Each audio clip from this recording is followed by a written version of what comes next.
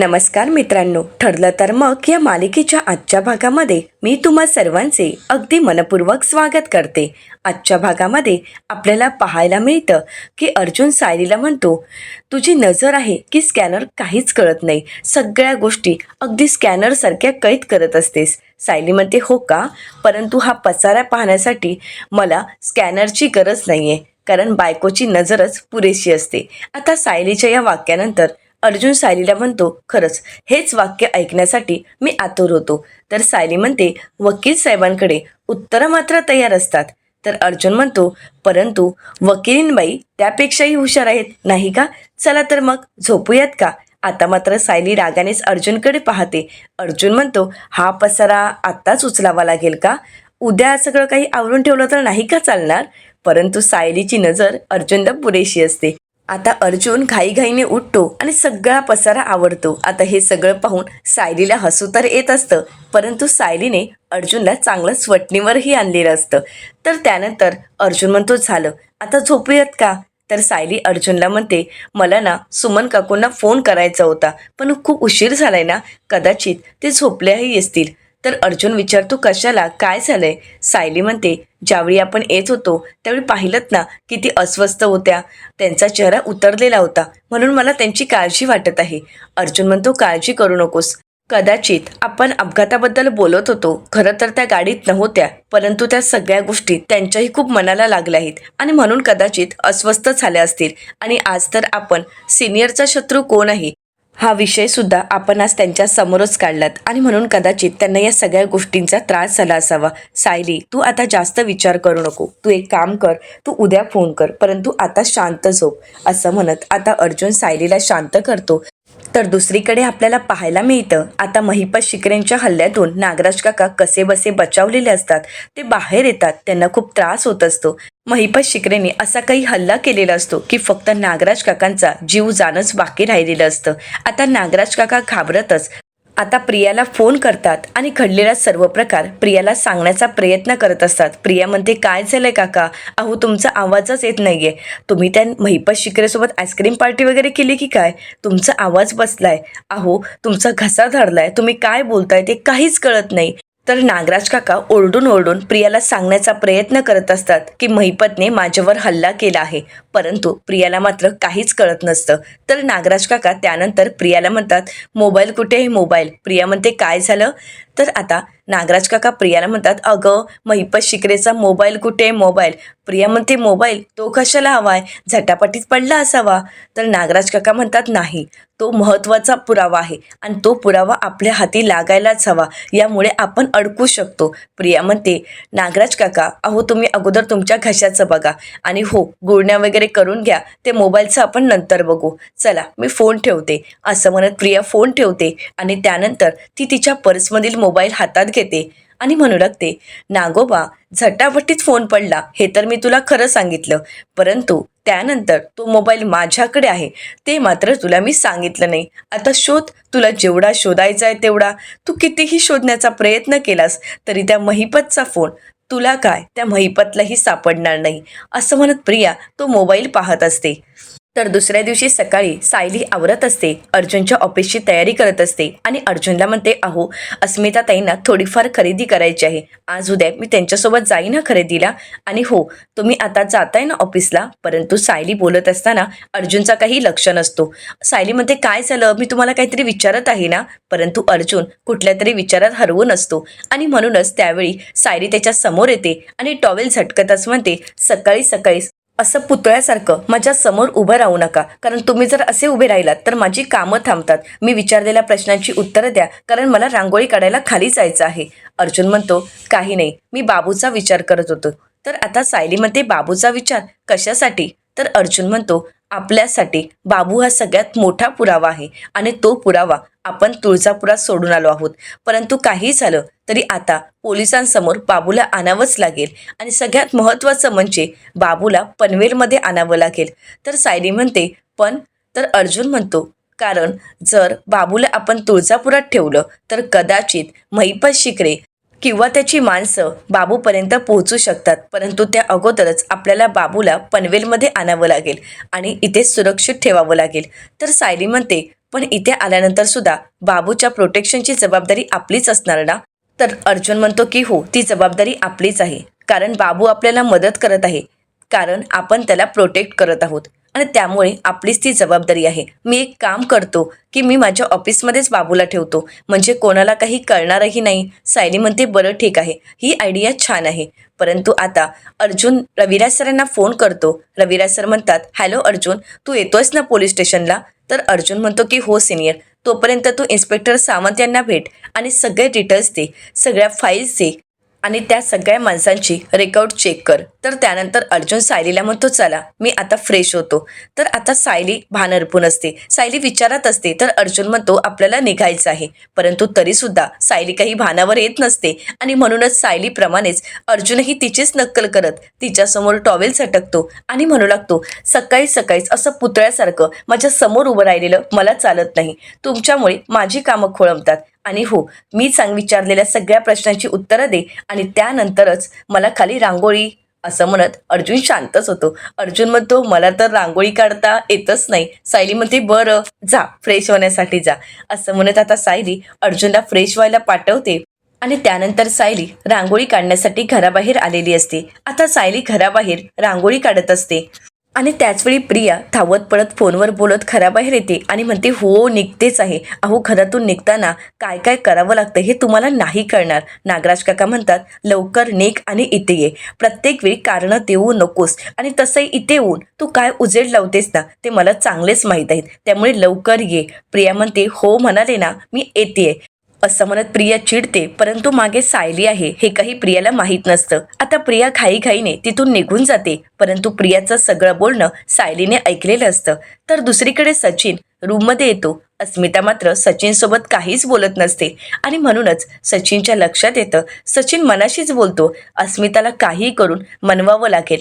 तिच्या मनात माझ्याविषयी संशय निर्माण झाला आहे, परंतु हा संशय खरा ठरण्या अगोदर आणि तिला कोणतंही सत्य कळण्या अगोदर तिला कन्व्हिन्स करावं लागेल, तिचं मन जिंकावंच लागेल. तर इकडे अस्मिता आपली कामं करत असते. त्याचवेळी तिच्या हातून एक पुस्तक खाली पडतं. अस्मिता ते घेण्यासाठी वाकणार, परंतु त्याच संधीचा फायदा घेत आता सचिन तिची मदत करतो आणि म्हणू लागतो, अस्मी अगं तुला किती वेळा सांगितलं आहे असं वाकत जाऊ नकोस आणि अशी कामंही करू नकोस. अस्मी अगं तुला कळत नाही का? आणि हो, तुझी आता कुठलीही कामं करण्यासाठी मी इथेच आहे. तर आता अस्मिता म्हणू लागते, आहेस तू इथे, पण थोड्या वेळानंतर जाशीलही. तर सचिन म्हणतो नाही, मी कुठेही जाणार नाही. तर आता अस्मिता म्हणते हो का, पण अचानक ऑफिसचा फोन आला की इथून गायब होशील. सचिन म्हणतो नाही होणार, कारण मी माझ्या बायकोसाठी आता घरीच राहणार आहे. माझी बायको खूप अपसेट आहे, ती माझ्यावर रागवली आहे, ती नाराज आहे. असं असताना माझं लक्ष लागेल का कुठे? नाही, मी कुठेच जाणार नाही. आता मी माझ्या बायकोसोबतच असणार.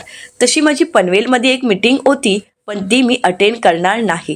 HR चाही प्रॉब्लेम झाला आहे, परंतु आता त्याचा ट्रेस मी नाही घेणार, कारण या सगळ्यात मी माझ्या बायकोला दुखावलं आहे. त्यामुळे आता सगळ्यात इम्पॉर्टंट कोण असेल तर ती माझी बायको. ब्युटिफुल.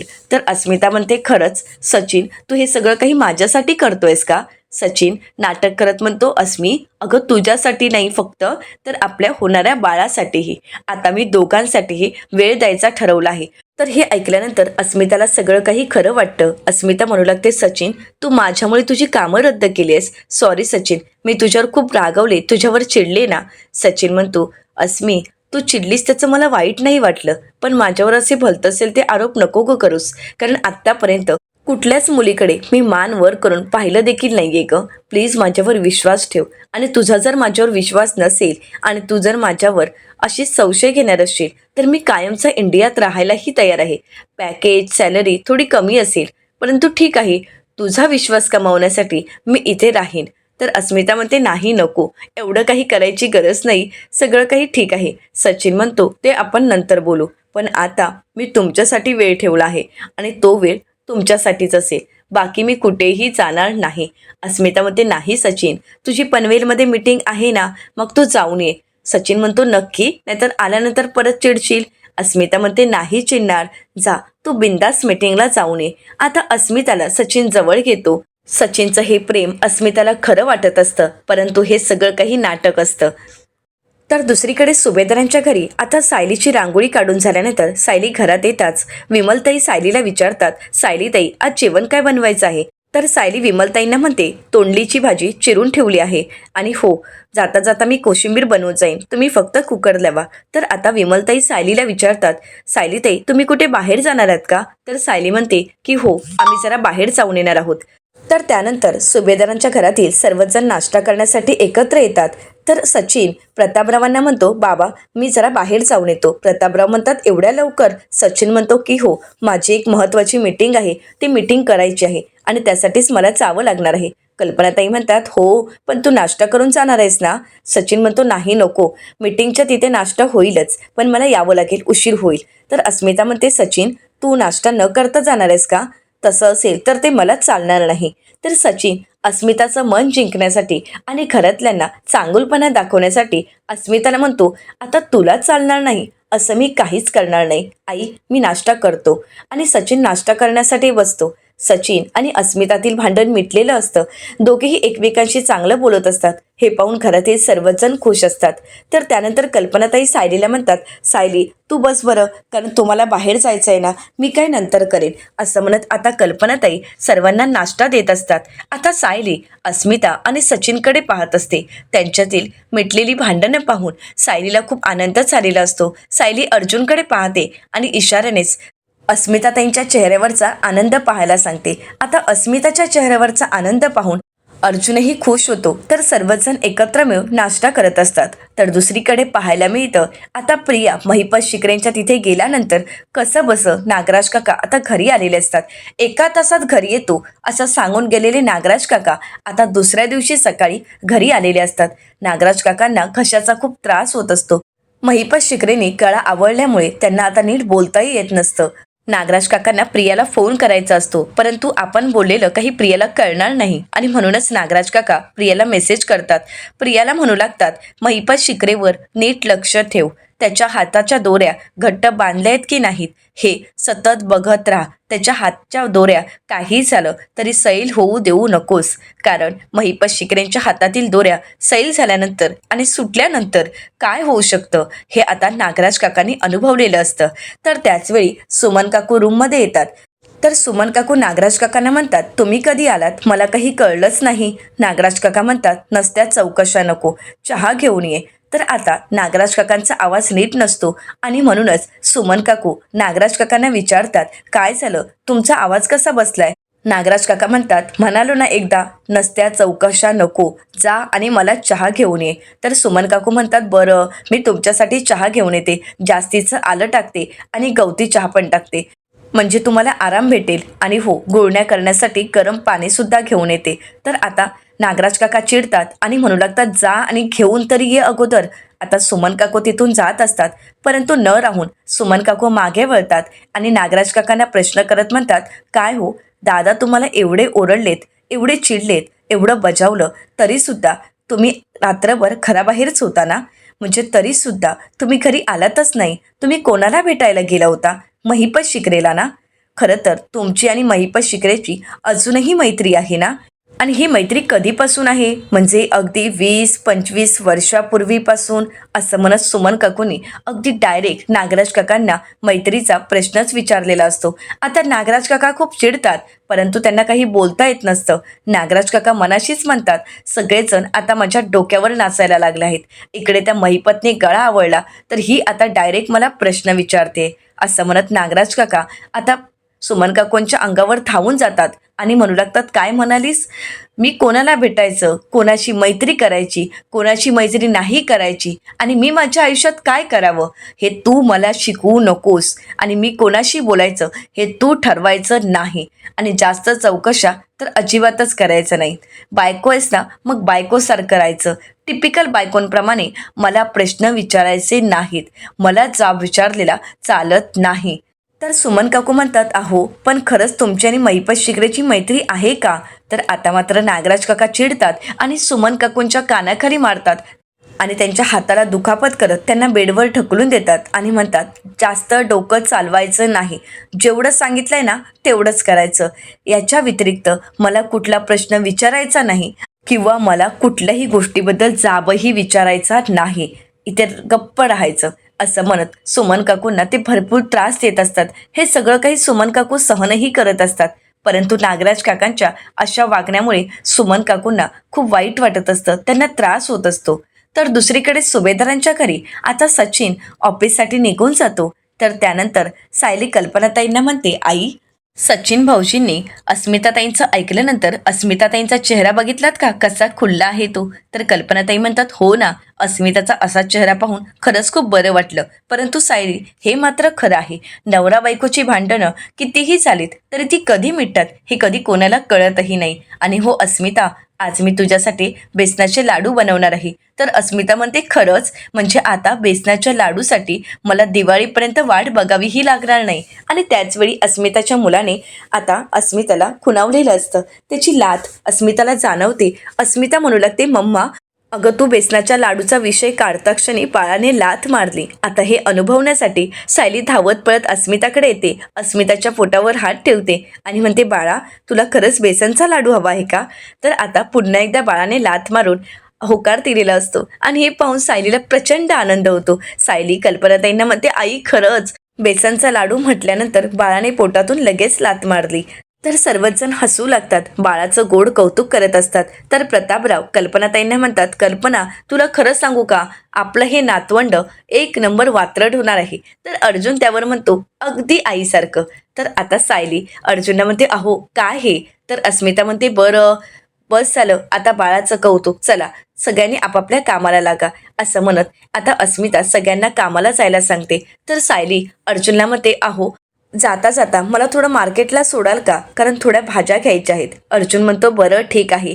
तर दुसरीकडे नागराज काका तयार होऊन पुन्हा एकदा बाहेर पडत असतात. तर त्याचवेळी प्रतिमा आत्या त्यांच्या समोर जाऊन उभ्या राहतात आणि म्हणतात, हे काय, तुम्ही कुठे बाहेर जात आहात का. तर नागराज काका हो म्हणतात, परंतु त्यांचा आवाज ठीक नसतो आणि म्हणूनच प्रतिमा आत्या विचारतात, काय झालं, तुमचा आवाज असा काय येतोय, तुम्हाला बरं नाही आहे का. तर नागराज काका म्हणतात की हो, जरा घशाचा त्रास झाला आहे, इन्फेक्शन झालं आहे, बाकी काहीच नाही. प्रतिमा आत्या म्हणतात, अहो एवढं बरं नाही आहे, मग तुम्ही घराबाहेर का पडत आहात, तुम्ही घरातच थांबा ना. नागराज काका म्हणतात, नाही, महत्त्वाचं काम आहे आणि त्यासाठी जावंच लागेल. तर प्रतिमा आत्या नागराज काकांना म्हणतात, भाऊजी, काल रविराजने तुम्हाला एवढं समजावलं, एवढं बचावलं, तरीसुद्धा काल रात्री तुम्ही घराबाहेर होता. भाऊजी, मधल्यामध्ये माझी कोंडी होती, परंतु रविराजने दिलेला निरोप मला तुम्हाला द्यावाच लागेल. नागराज काका विचारतात की कसला निरोप.